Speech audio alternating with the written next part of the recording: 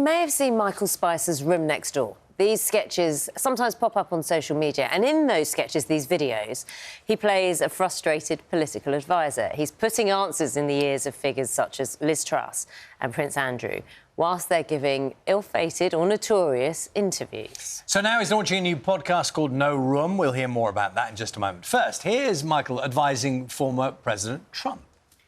Today I can announce further steps to expand testing capacity. We're working with several groups to determine if self-swab. The self-swab, a much easier process than the current process that's not very... nice to do? Nice to do. Right, now the stuff about American spirit. We have a current process that's a little bit difficult. You've said that. If you have it done, What? The groups are working on determining if a self-swab... You've just said that. ...is as effective as the other. Yes, you've said that. You don't need to talk about self-swab again. We're going to see if we can do a self-swab, which is... I think he's stuck. Can somebody nudge him?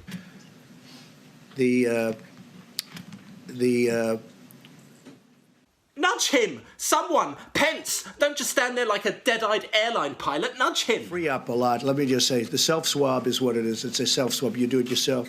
You're kidding. Really? I mean, I had you down as a useless picnic basket full of mints, but you're clearly on the ball here.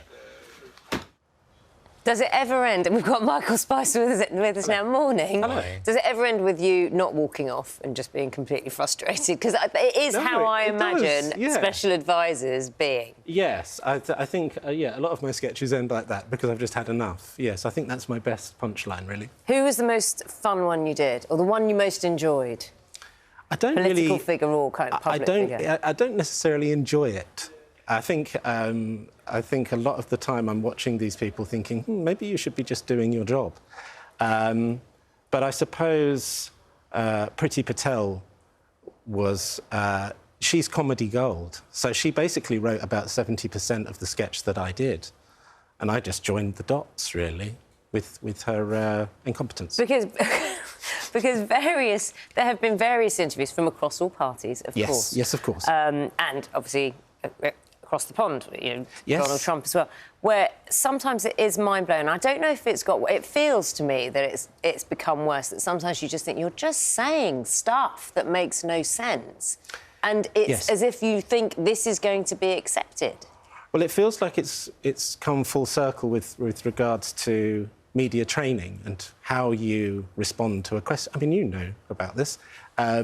It seems like media training was at a point whereby, well, let's try and smooth this over, a very sort of well-oiled spin machine to make sure that you didn't actually say anything, but that you were talking all the time. And then by the time Boris Johnson and Donald Trump got in charge, they pretty much said whatever they wanted to say. They couldn't be reined in. Yeah. Sometimes, Michael, politicians or others like to try and own funny things, even when they're the butt of the joke.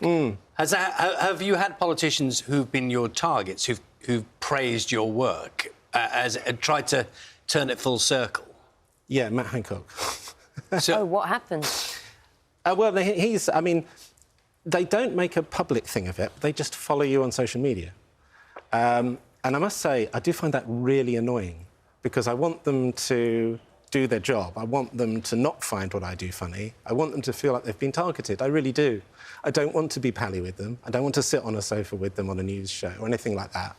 Making sure you haven't brought out Matt Hancock to join us. Please welcome. Today. No, so I don't like the fact that they think, oh, it's all just a game, isn't it? Because it's not.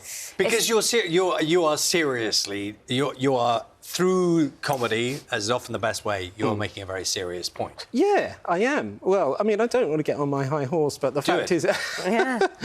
But when I see things like this, when I see you doing interviews with people that aren't answering the question, it gets me very angry, and it makes me want to write comedy about it, because it is like therapy for me. But in some ways, I mean, it is frustrating sitting here interviewing politicians when they don't answer the question, because the job is to ask the questions the audience wants asked and hopefully elicit an answer from them and push if they don't. It is frustrating. But do you think the comedy is going to change that? Because from the sound of things, when you've got some politicians who just go, oh, this is a laugh, it's more publicity for me, I'll follow them, and, you know, kind of engage. I honestly, no, I don't think it changes anything at all.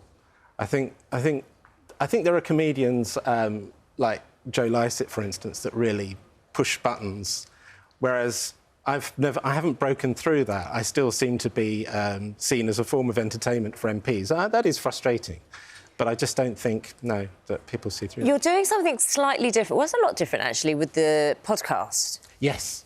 Which is called No Room. Yes. And I'm going to try really hard not to give it away, because I've only heard the intro in the first episode. Okay. So, like, 17 minutes I've heard. Yes, and okay. a lot is crammed in. Yes. But I'm figuring it's mocking the desire to be woke, in some ways, by those higher up in business or influencers who just don't get what's going on in real life. Yes, it's. I mean, there's one particular sketch that I'm very proud of, and I really enjoy doing, which is just the fact that when you hear about reports about gender inequality, systemic racism and things like that, and they say, well, we've published this report, we've had a committee look at this report, and I've just done a sketch whereby the report is written by 12 white men in a room all called Tim, and they all talk to each other, and I play every single one of them, and they're all talking to each other, and they're all pretty much coming up with a response that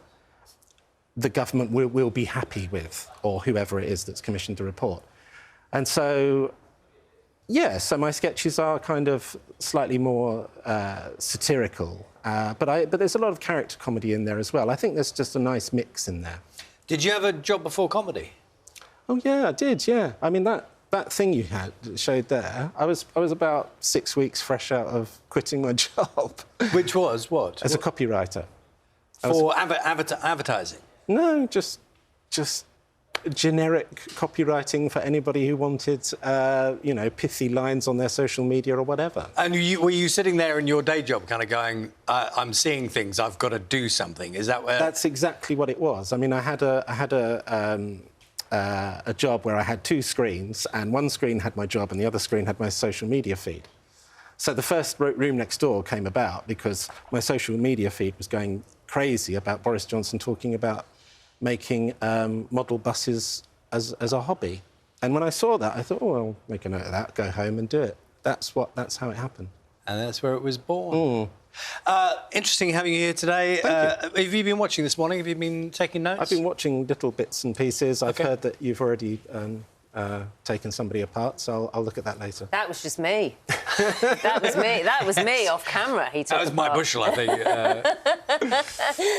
Michael Spicer, it's lovely having you with us. Thank you so much. Thank you very much. Michael Spicer, No Room, podcast available to stream on BBC Sounds right now.